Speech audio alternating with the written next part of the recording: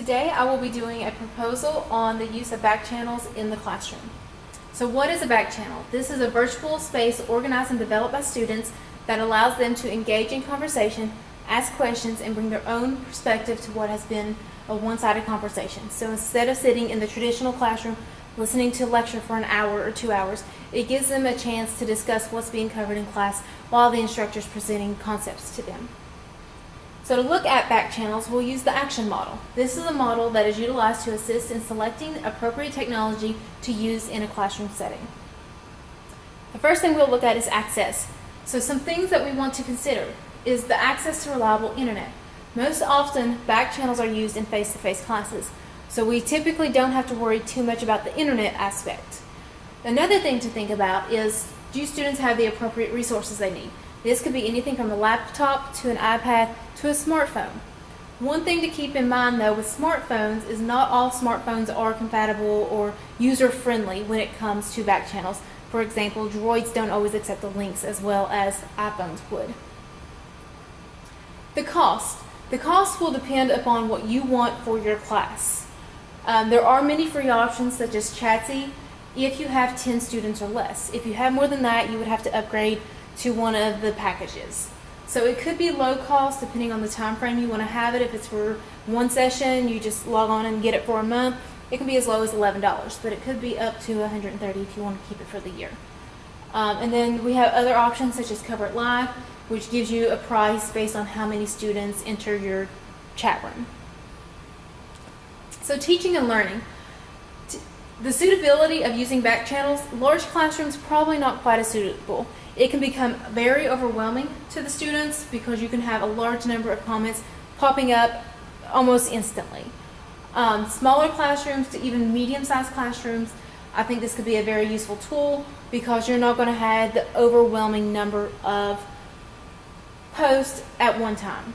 Some important things to keep in mind, however, when you're using back channels is to have clear instructions up front so you're not having to stop mid-lecture to go back and reiterate the instructions.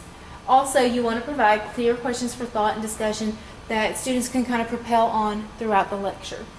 Again, so it doesn't die down, so you don't have to go back and put a lot of time in picking it back up. So interactivity and user-friendliness, who can interact? Student instructors can interact. You're going to give them the guiding discussion questions, maybe check in a couple times throughout class, give them a couple questions to keep them going. And students are going to interact. They're going to share personal experiences, personal thoughts, opinions, views. Also, you could incorporate a graduate assistant or a teaching assistant that could be there to kind of keep it rolling, keep throwing up little questions here and there to keep students thinking.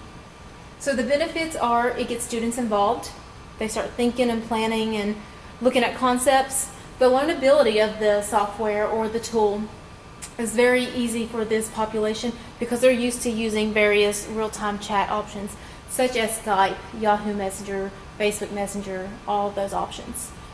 Another aspect I really like that can be really beneficial to some students is the anonymity aspect. Especially when you're using Chatzy, when you log on as a student, you have to select a username. You can put in your student ID number. This allows the instructor to be able to match your ID number to your name on the roster sheet, but other peers don't know your ID number. So it opens up the freedom to kind of say what's on your mind without too much worry of what others might think. Some organizational issues, a time component. This one isn't too bad. To set up a chat room is usually about 5 minutes tops, especially if you've never done it before. I mean, that's not too bad. And other time components come in when you're coming up with your questions, your discussion questions, maybe laying out your first round of instructions to make sure students know what they're doing. Overall, not too bad in the thought or the area of time consuming.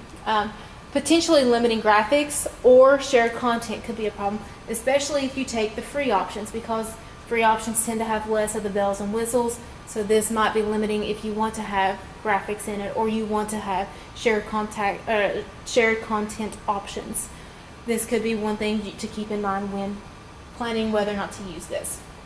The novelty, it is a fairly new concept. It's been introduced the past couple of years. One of its first uses was at conferences to allow discussion while the conference proceedings were going on.